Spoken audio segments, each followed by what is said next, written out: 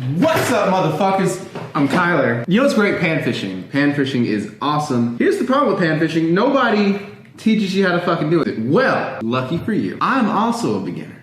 So I can show you things that I've bought that really help me to, well, begin. So, here is my beginner tackle box. Pokemon stickers courtesy of my girlfriend. So, let's get our first one. I'm glad editing exists. First up, you got a tackle box. Boom, right there. There it is. This is the maybe $7 one from Walmart. You pimp it out with Pokemon stickers. That's a fucking given. But when you take it out to the water, this is awkward to carry. We go kayak fishing a whole lot. Putting this on your kayak kind of sucks because, you know, you can be under a tree and the tree takes it with it. And now the tree has $30 worth of tackle that it can't even fucking use. So what I do is I use this. This is a much smaller thing. What is this called anyway? Here, this is a mini tackle box. It came from something I got from Amazon, but it can be used. It's got holes in it and everything. It'll get good and wet, mildewy. But fishing is rough. I'm gonna open this bad boy here. One of the first things you wanna get, no matter what you're doing, is a pair of fisherman's pliers. They help you get hooks out of fish, cut line, cut a finger off. Anything you wanna do, use these for. They have a special power in that they are always somewhere else right when you need them. So, number one thing I wanna show you is my favorite, by far favorite pan-fishing lure, the Rebel Crick Hopper. Now this is hard to see. I'll have a close-up of it after I, post-edit this shit. But this is it. Here it is. But this thing is in the shape of a grasshopper, cricket type of deal. But the fish only really see it from the bottom. What you do is you kind of drop it lightly and make sure it makes a plop. And you work it along the surface, just reeling in slowly. And every now and again, the fish will jump up and get at it. Sometimes they miss, and they miss more often than they actually hit it. Fish suck at aiming. I don't know what's up with that. This thing, if you take it out with your friends, and you can find shallow water that's somewhat kind of warm and there's cover nearby. Usually if you're kayak fishing or you're fishing along the bank, you don't really cast this one very far. Cast it by any sort of downed tree that you can find where you can see small sunfish just hanging out. This one is the one to go with.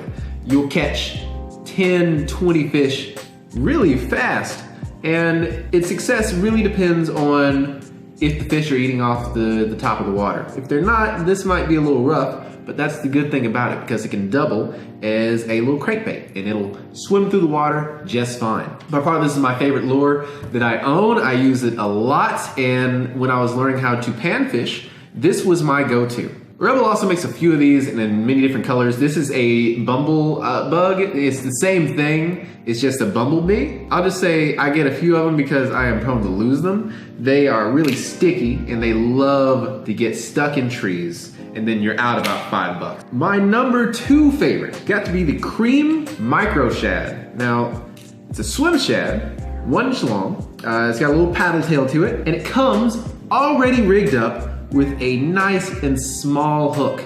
Bass grab at this, panfish grab at this, I grab at this. Anything that you can think of in the water is going to get this little guy. I usually like the natural colors, the bluegill color, that's it, where it's got a little red bottom, little green top. But I love this thing because it's got a little weight to it, and usually what you're going to be using is an ultralight. In fact, I'm getting ahead of myself. Let me show you how to fish this thing. With light tackle, you can feel lots of little bites, little things that you may hit. You want to let this thing drop down and bring it up. So you're gonna be reeling in, and you kind of pop it every now and again. And that's lifting your hand up to make the lure go up as well. And the fish love that motion, especially with the tail moving around as you do it. Make sure you set the hook really good though, because these things can slip right out of a fish's mouth. And be a little light with it as well. Next up is the one thing that you can never go wrong with. This is the tried and true rooster tail. Drop this anywhere, reel it in, you win. Now it might be a little heavy for an ultralight, but bear with me because it does catch fish. I'm usually throwing this when there's a current out on the water. You can toss it out. It does its little spinny diddly-do, whichever that's called. Here it is. It's like a little helicopter. It's fucking great. It's not something you can ever go wrong with, and the application is simple. You just cast it out, you jig it a bit, or you just reel it straight back in. You let it sit. There's no real wrong way to fish this. Next up is something that's tried and true, and most people love using it. I've tried it. I caught some of my first fish on this thing, so I think you should also try it as well. It is a gulp minnow, 1 inch. It comes in a little baggie or a little cup filled with nasty juice that gets fucking everywhere. And what you do is you couple that with a jig head. The jig heads I like to use are the ones I just dropped and lost. Oh God, where is it? There it is. Okay, I found it. And I have a little fancy smancy fish head, jig head thing. It makes it look real. And the way you're fishing it is going to be the exact same as the way you're fishing this. You are just letting it drop, bringing it up, and just jigging it, where you're just moving your rod tip up and down, making sure the water is nice and satisfied. Next up is something that's not quite heard of here in the States. Not saying that I'm a special man at all, but I got this in Mystery Tacklebox. Now, Mystery Tacklebox is one of my only subscription services, and it's had a lot of useful things that I have caught fish on and then immediately lost. I'm bad at keeping the lures that I usually get. What this thing is called is I don't know. It's a lucky, oh man. This is a Japanese lure. It came with the newest monthly tackle box. I'll remember it and I'll probably do it in the post. On the bottom it says air beetle. And that's what I want to say this thing is. It's a Japanese air beetle. It's got 2 barbless hooks that will get right into your finger immediately. And it's so tiny that you just, with such a big bill, sorry, I'm so excited over this thing. It's got such a big bill and it's so tiny that you can jerk it, move it under the water, or keep it on top of the water and the fish will come up and get it. The only thing I don't like is because these are not treble hooks, so the fish can spit it out, but they love this thing.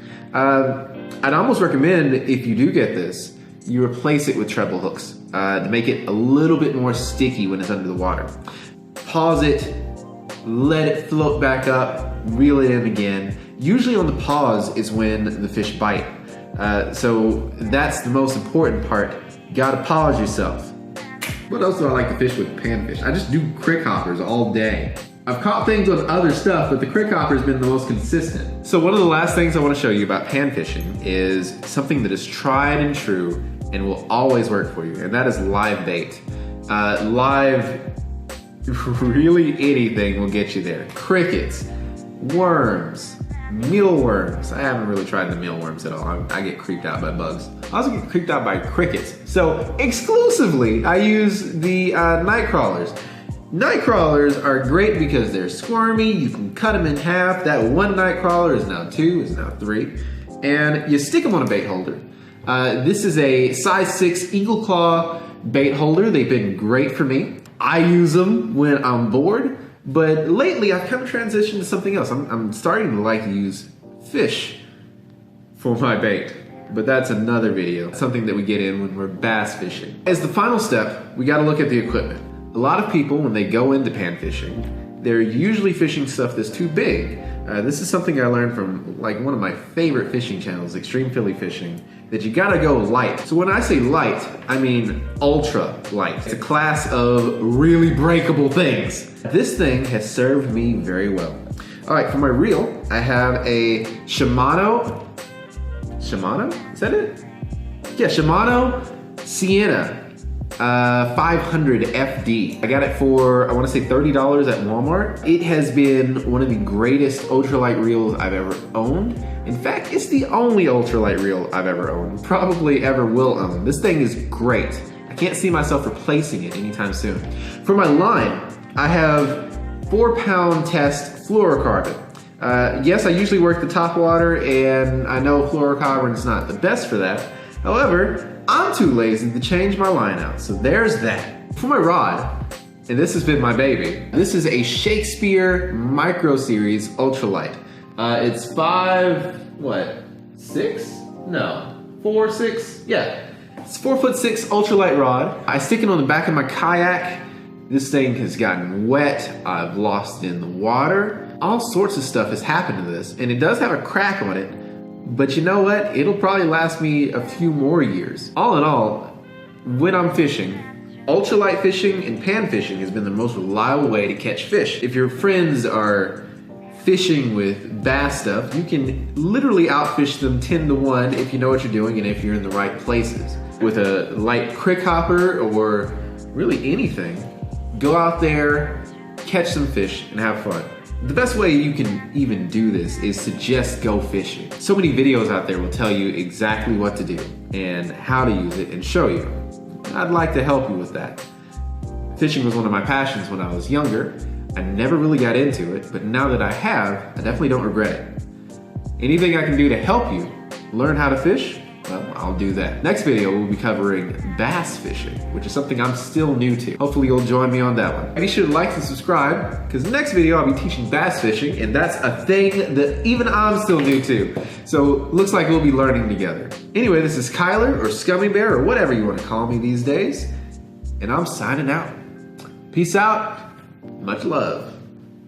Woo!